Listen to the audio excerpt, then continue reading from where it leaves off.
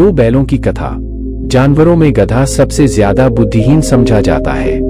हम जब किसी आदमी को परले दर्जे का बेवकूफ कहना चाहते हैं तो उसे गधा कहते हैं। गधा सचमुच बेवकूफ है या उसके सीधेपन, उसकी निरापद सहिष्णुता ने उसे यह पदवी दे दी है, इसका निश्चय नहीं किया जा सकता। गाय सींग मारती है, ब्याई हुई गाय तो अनायास ही सिंहनी का रूप धारण कर लेती है। कुत्ता भी बहुत गरीब जानवर है, लेकिन कभी कभी उसे भी क्रोध आ हो जाता है, किंतु गधे को कभी क्रोध करते नहीं सुना न देखा।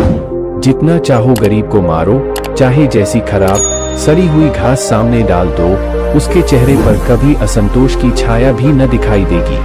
वैशाख में चाहे एकाध बार कुलेल कर लेता हो, पर हमने तो उसे कभी खुश होते नहीं देखा।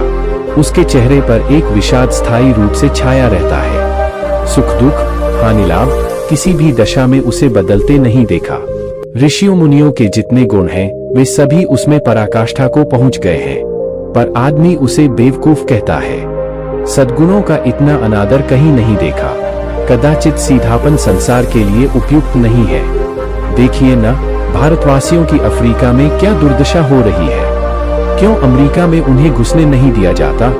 बेचारे शराब नहीं पीते, 4 पैसे कुसमय के लिए बचा कर रखते हैं, जी तोड़कर काम करते हैं, किसी से लड़ाई गड़ा नहीं करते, 4 बातें सुनकर गम खा जाते हैं, फिर भी बदनाम है। कहा जाता है वे जीवन के आदर्श को नीचा करते हैं। अगर वे भी ईंट का जवाब पत्थर से देना सीख जाते तो शायद सबे कहलाने लगते। जापान की मिसाल सामने है। एक ही विजय ने उसे संसार की सभी जातियों में गण्य बना दिया। लेकिन गधे का एक छोटा भाई और भी है जो उससे कम ही गधा है, और वह है बैल। जिस अर्थ में हम गधे का प्रयोग करते हैं, कुछ उसी से मिलते जुलते अर्थ में बछिया के ताऊ का भी प्रयोग करते हैं। कुछ लोग बैल को शायद बेवकूफों में सर्वश्रेष्ठ कहेंगे, मगर हमारा विचार ऐसा नहीं है। बैल कभी कभी मारता भी है, कभी कभी अड़ियल बैल भी देखने में आता है, और भी कई रीतियों से अपना असंतोष प्रकट कर देता है। अतएव उसका स्थान गधे से नीचा है। जूड़ी काछी के दोनों बैलों के नाम थे हीरा और मोती। दोनों पछाई जाति के थे, देखने में सुंदर, काम में चौकस, डील में ऊंचे। बहुत दिनों साथ रहते रहते दोनों में भाईचारा हो गया था। दोनों आमने सामने या आसपास बैठे हुए एक दूसरे से मुख भाषा में विचार विनिमय करते थे। एक दूसरे के मन की बात कैसे समझ जाता था, हम नहीं कह सकते। अवश्य ही उनमें कोई ऐसी गुप्त शक्ति थी जिससे जीवों में श्रेष्ठता का दावा करने वाला मनुष्य वंचित है। दोनों एक दूसरे को चाटकर और सूंघकर अपना प्रेम प्रकट करते। कभी कभी दोनों सींग भी मिला लिया करते थे, विग्रह के नाते से नहीं, केवल विनोद के भाव से, आत्मीयता के भाव से, जैसे दोस्तों में घनिष्ठता होते ही धौल धप्पा होने लगता है। इसके बिना दोस्ती कुछ फुसफुसी, कुछ हल्की सी रहती है, जिस पर ज्यादा विश्वास नहीं किया जा सकता। जिस वक्त ये दोनों बैल हल या गाड़ी में जोत दिए जाते और गर्दन हिला हिलाकर चलते, उस वक्त हर एक की यही चेष्टा होती थी कि ज्यादा से ज्यादा बोझ मेरी ही गर्दन पर रहे। दिन भर के बाद दोपहर या संध्या को दोनों खुलते तो एक दूसरे को चाट चूट कर अपनी थकान मिटा लिया करते।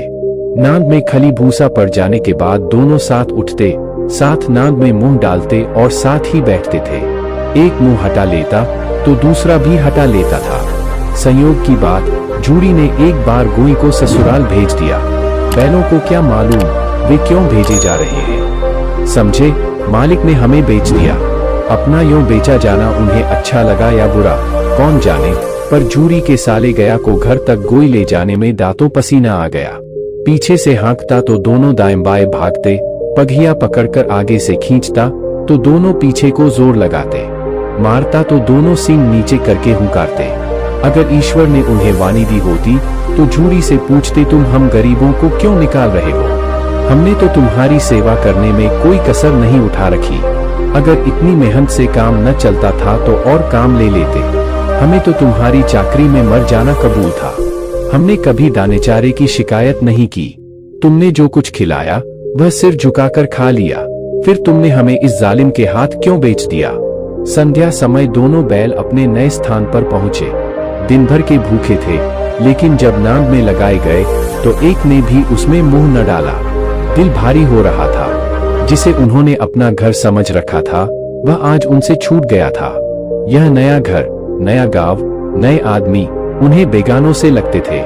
दोनों ने अपनी मुख भाषा में सलाह की, एक दूसरे को कनखियों से देखा और लेट गए। जब गांव में सोता पड़ गया तो दोनों ने जोर मारकर पगहे तुड़ा डाले और घर की तरफ चले। पगहे बहुत मजबूत थे, अनुमान न हो सकता था कि कोई बैल उन्हें तोड़ सकेगा, पर इन दोनों में इस समय दूनी शक्ति आ गई थी। एक एक झटके में रस्सियां टूट गईं। झूरी प्रातःकाल सोकर उठा तो देखा कि दोनों बैल चरनी पर खड़े हैं। दोनों की गर्दनों में आधा आधा गराव लटक रहा है। घुटने तक पांव कीचड़ से भरे हैं और दोनों की आंखों में विद्रोहमय स्नेह झलक रहा है। झूरी बैलों को देखकर स्नेह से गदगद हो गया, दौड़कर उन्हें गले लगा लिया। प्रेमालिंगन और चुंबन का वह दृश्य बड़ा ही मनोहर था।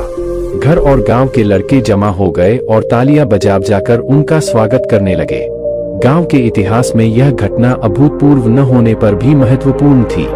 बालसभा ने निश्चय किया, दोनों पशुवीरों को अभिनंदन पत्र देना चाहिए।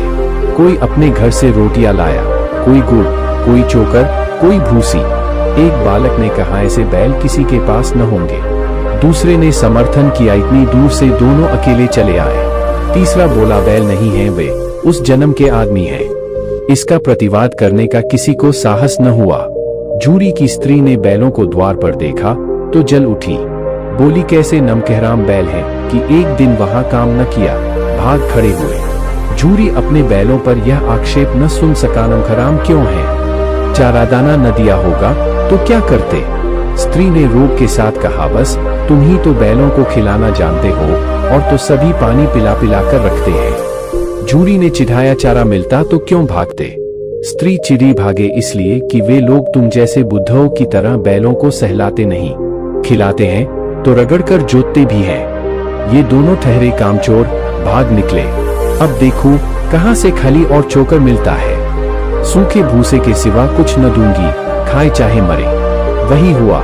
मजूर को कड़ी ताकीद कर दी गई कि बैलों को खाली सूखा भूसा दिया जाए। बैलों ने नाक में मुंह डाला तो फीका फीका, न कोई चिकनाहट न कोई रस।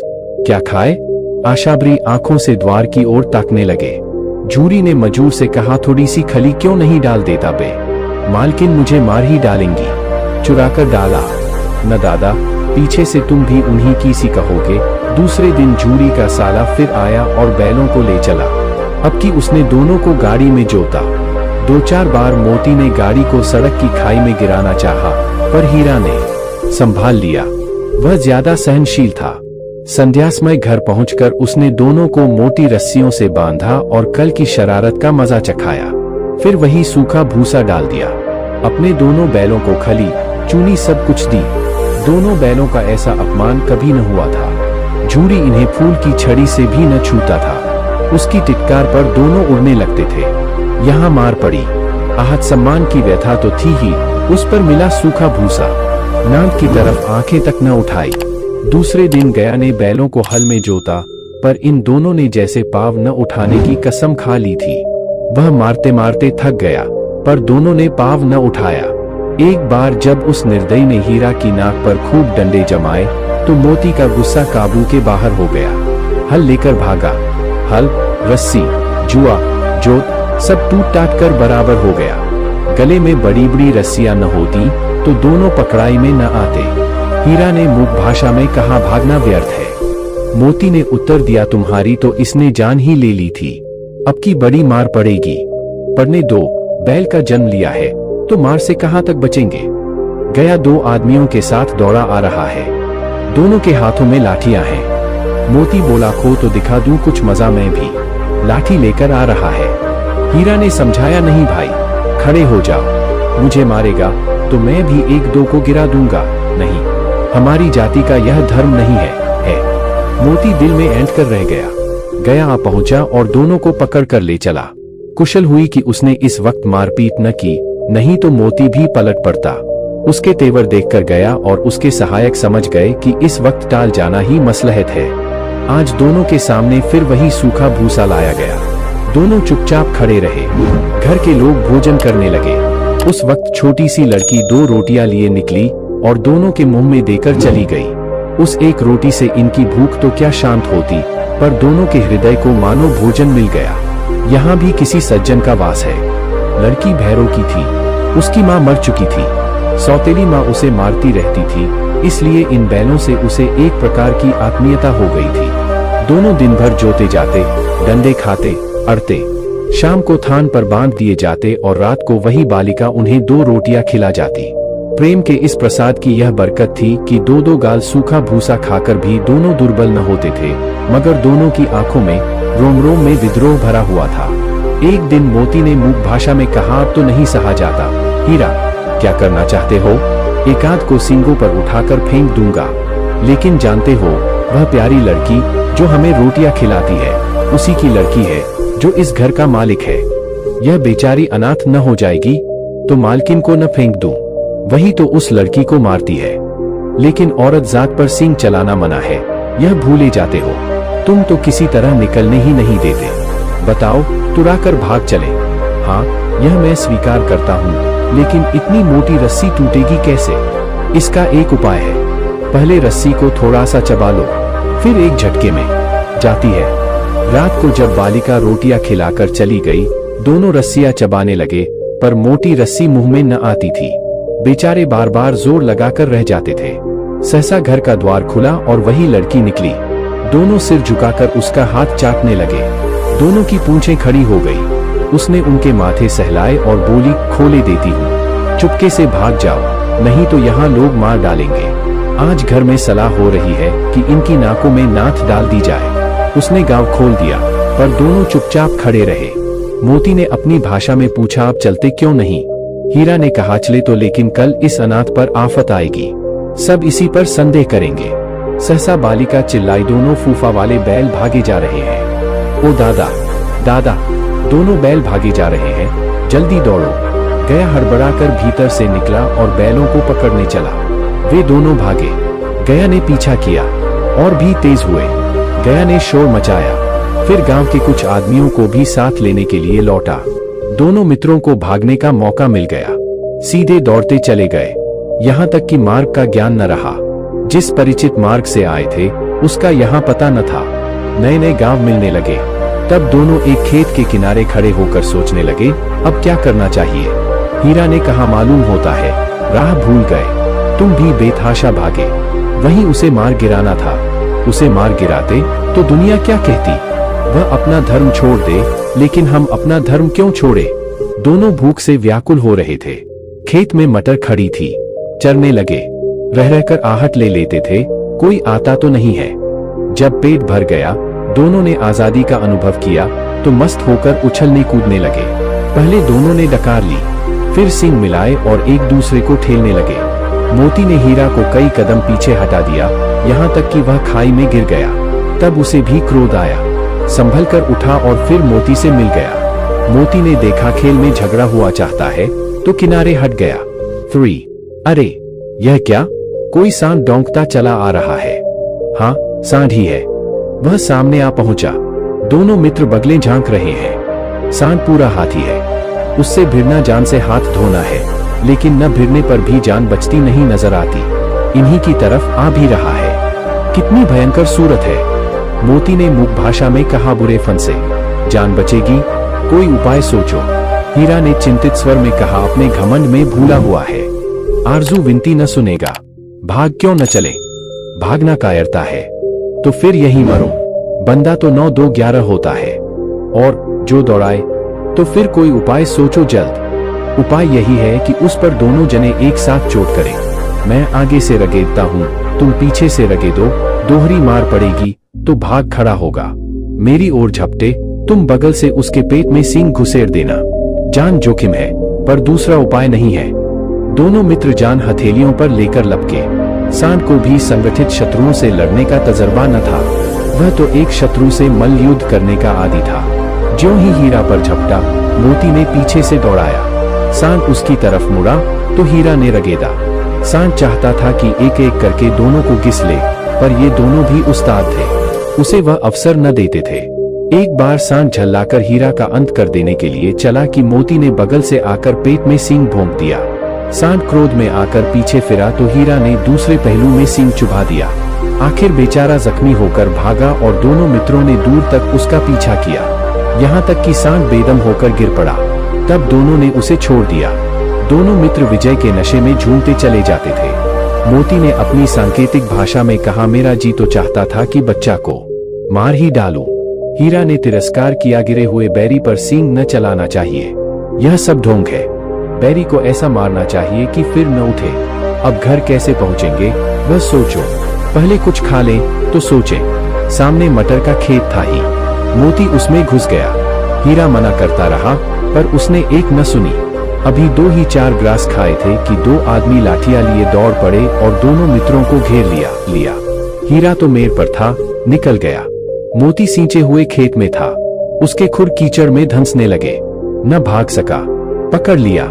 हीरा ने देखा संगी संकट में है तो लौट पड़ा, फंसेंगे तो दोनों फंसेंगे। रखवालों ने उसे भी पकड़ लिया। प्रातःकाल दोनों मित्र कांजी हाउस में बंद कर दिए गए। 4 दोनों मित्रों को जीवन में पहली बार ऐसा साबिका पड़ा कि सारा दिन बीत गया और खाने को एक दिन का भी न मिला। समझ ही में न आता था यह कैसा स्वामी है। इससे तो गया फिर भी अच्छा था। यहाँ कई भैंसें थीं, कई बकरियां, कई घोड़े, कई गधे, पर किसी के सामने चारा न था। सब जमीन पर मुर्दों की तरह पड़े थे। कई तो इतने कमजोर हो गए थे कि खड़े भी न हो सकते थे। सारा दिन दोनों मित्र फाटक की ओर टकटकी लगाए ताकते रहे, पर कोई चारा लेकर आता न दिखाई दिया। तब दोनों ने दीवार की नमकीन मिट्टी चाटनी शुरू की, पर इससे क्या तृप्ति होती। रात को भी जब कुछ भोजन न मिला तो हीरा के दिल में विद्रोह की ज्वाला दहक उठी। मोती से बोला, अब तो नहीं रहा जाता मोती। मोती ने सिर लटकाए हुए जवाब दिया, मुझे तो मालूम होता है प्राण निकल रहे हैं। इतनी जल्द हिम्मत न हारो भाई, यहाँ से भागने का कोई उपाय निकालना चाहिए। आओ दीवार तोड़ डालें। मुझसे तो अब कुछ नहीं होगा। बस इसी बूते पर अकड़ते थे, सारी अकड़ निकल गई। बाड़े की दीवार कच्ची थी, हीरा मजबूत तो था ही। अपने नुकीले सींग दीवार में गड़ा दिए और जोर मारा तो मिट्टी का एक चिप्पड़ निकल आया। फिर तो उसका साहस बढ़ा। इसने दौड़ दौड़ कर दीवार पर चोटें की और हर चोट में थोड़ी थोड़ी मिट्टी गिराने लगा। उसी समय कांजी हाउस का चौकीदार लालटेन लेकर जानवरों की हाजिरी लेने आ निकला। हीरा का उजड़ूपन देखकर उसने उसे कई डंडे रसीद किए और मोटी सी रस्सी से बांध दिया। मोती ने पड़े पड़े कहा, आखिर मार खाई, क्या मिला? अपने बूते भर जोर तो मार दिया। ऐसा जोर मारना किस काम का कि और बंधन में पड़ गए। जोर तो मारता ही जाऊंगा, चाहे कितने ही बंधन पड़ते जाए। जान से हाथ धोना पड़ेगा, कुछ परवाह नहीं, यूं भी तो मरना ही है। सोचो, दीवार खुद जाती तो कितनी जानें बच जाती। इतने भाई यहाँ बंद हैं, किसी की देह में जान नहीं है। 2-4 दिन और यही हाल रहा तो सब मर जाएंगे। हाँ, यह बात तो है। अच्छा तो ला, फिर मैं भी जोर लगाता हूँ। मोती ने भी दीवार में उसी जगह सींग मारा। थोड़ी सी मिट्टी गिरी और फिर हिम्मत बढ़ी। फिर तो वह दीवार में सींग लगाकर इस तरह जोर करने लगा मानो किसी प्रतिद्वंद्वी से लड़ रहा है। आखिर कोई 2 घंटे की जोर आजमाई के बाद दीवार ऊपर से लगभग 1 हाथ गिर गई। उसने दूनी शक्ति से दूसरा धक्का मारा तो आधी दीवार गिर पड़ी।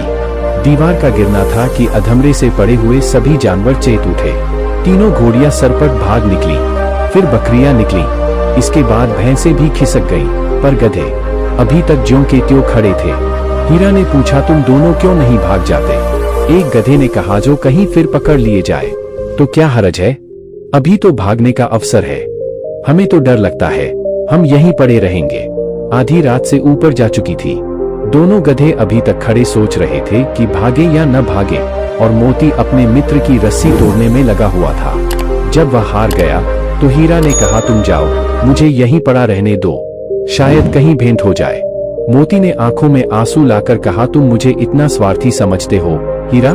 हम और तुम इतने दिनों एक साथ रहे हैं, आज तुम विपत्ति में पड़ गए तो मैं तुम्हें छोड़कर अलग हो जाऊं। हीरा ने कहा, भूत मार पड़ेगी, लोग समझ जाएंगे यह तुम्हारी शरारत है। मोती गर्व से बोला, जिस अपराध के लिए तुम्हारे गले में बंधन पड़ा उसके लिए अगर मुझ पर मार पड़े तो क्या चिंता। इतना तो हो ही गया कि 9-10 प्राणियों की जान बच गई, वे सब तो आशीर्वाद देंगे। यह कहते हुए मोती ने दोनों गधों को सींगों से मार मार कर बाड़े के बाहर निकाला और तब अपने बंधु के पास आकर सो रहा। भोर होते ही मुंशी और चौकीदार तथा अन्य कर्मचारियों में कैसी खलबली मची, इसके लिखने की जरूरत नहीं। बस इतना ही काफी है कि मोती की खूब मरम्मत हुई और उसे भी मोटी रस्सी से बांध दिया गया। 5 एक सप्ताह तक दोनों मित्र वहां बंधे पड़े रहे। किसी ने चारे का एक तृण भी न डाला। हाँ, एक बार पानी दिखा दिया जाता था, यही उनका आधार था। दोनों इतने दुर्बल हो गए थे कि उठा तक न जाता था। थथरियां निकल आई थी। एक दिन बाड़े के सामने डुग्गी बजने लगी और दोपहर होते होते वहां 50-60 आदमी जमा हो गए। तब दोनों मित्र निकाले गए और उनकी देखभाल होने लगी। लोग आकर उनकी सूरत देखते और मन फीका करके चले जाते। ऐसे मृतक बैलों का कौन खरीदार होता।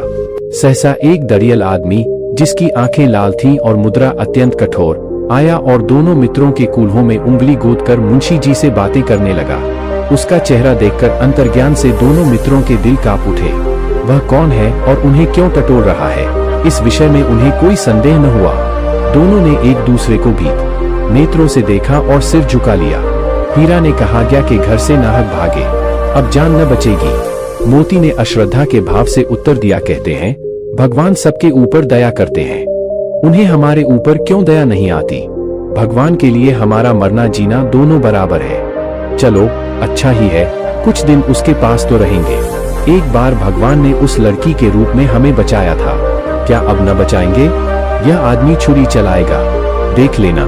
तो क्या चिंता है, मांस, खाल, सींग, हड्डी सब किसी न किसी काम आ जाएंगे। नीलाम हो जाने के बाद दोनों मित्र उस दरियल के साथ चले। दोनों की बोटी बोटी कांप रही थी। बेचारे पांव तक न उठा सकते थे, पर भय के मारे गिरते पड़ते भागे जाते थे, क्योंकि वह जरा भी चाल धीमी हो जाने पर जोर से डंडा जमा देता था। राह में गाय बैलों का एक रेवड़ हरे हरे हार में चरता नजर आया। सभी जानवर प्रसन्न थे, चिकने, चपल। कोई उछलता था, कोई आनंद से बैठा पागुर करता था। कितना सुखी जीवन था इनका, पर कितने स्वार्थी हैं सब। किसी को चिंता नहीं भी उनके दो भाई बधिक के हाथ पड़े कैसे दुखी हैं। सहसा दोनों को ऐसा मालूम हुआ कि यह परिचित राह है। हाँ, इसी रास्ते से उन्हें ले गया था। वही खेत, वही बाग, वही गांव मिलने लगे। प्रतिक्षण उनकी चाल तय होने लगी। सारी थकान, सारी दुर्बलता गायब हो गई। यह लो, अपना ही हार गया। इसी कुएं पर हम पुर चलाने आया करते थे, यही कुआं है। मोती ने कहा, हमारा घर नगीचा गया। हीरा बोला, भगवान की दया है, मैं तो अब घर भागता हूँ। यह जाने देगा, इसे मैं मार गिराता हूँ। नहीं नहीं, दौड़कर थान पर चलो, वहां से हम आगे न जाएंगे। दोनों उन्मत्त होकर बछड़ों की भांति कुलेले करते हुए घर की ओर दौड़े। वह हमारा थान है। दोनों दौड़कर अपने थान पर आए और खड़े हो गए। दरियल भी पीछे पीछे दौड़ा चला आता था। झूरी द्वार पर बैठा धूप खा रहा था। बैलों को देखते ही दौड़ा और उन्हें बारी बारी से गले लगाने लगा। मित्रों की आंखों से आनंद के आंसू बहने लगे। एक झूरी का हाथ चाट रहा था। दरियल ने जाकर बैलों की रस्सियां पकड़ ली। झूरी ने कहा, मेरे बैल हैं। तुम्हारे बैल कैसे? मैं मवेशी खाने से नीलाम लिए आता हूँ। मैं तो समझा हूँ चुराए लिए आते हो। चुपके से चले जाओ, मेरे बैल हैं। मैं बेचूंगा तो बिकेंगे। किसी को मेरे बैल नीलाम करने का क्या अख्तियार है? जाकर थाने में रपट कर दूंगा। मेरे बैल हैं। इसका सबूत यह है कि मेरे द्वार पर खड़े हैं। दरियल झल्लाकर बैलों को जबरदस्ती पकड़ ले जाने के लिए बढ़ा। उसी वक्त मोती ने सींग चलाया। दरियल पीछे हटा। मोती ने पीछा किया। दरियल भागा। मोती पीछे दौड़ा। गांव के बाहर निकल जाने पर वह रुका, पर खड़ा दरियल का रास्ता देख रहा था। दरियल दूर खड़ा धमकियां दे रहा था, गालियां निकाल रहा था, पत्थर फेंक रहा था, और मोती विजय शूर की भांति उसका रास्ता रोके खड़ा था। गांव के लोग यह तमाशा देखते थे और हंसते थे। जब दरियल हारकर चला गया तो मोती अकड़ता हुआ लौटा। हीरा ने कहा, मैं डर रहा था कि कहीं तुम गुस्से में आकर मार न बैठी। अगर वह मुझे पकड़ता तो मैं बेमारे न छोड़ता। अब न आएगा, आएगा तो दूर ही से खबर लूंगा। देखूं कैसे ले जाता है। जो गोली मरवा दे, मर जाऊंगा, पर उसके काम तो न आऊंगा। हमारी जान को कोई जान ही नहीं समझता, इसीलिए कि हम इतने सीधे हैं। जरा देर में नांदों में खली, भूसा, चोकर और दाना भर दिया गया और दोनों मित्र खाने लगे। झूरी खड़ा दोनों को सहला रहा था और 20 लड़के तमाशा देख रहे थे। सारे गांव में उत्साह सा मालूम होता था। उसी समय मालकिन ने आकर दोनों के माथे चूम लिए।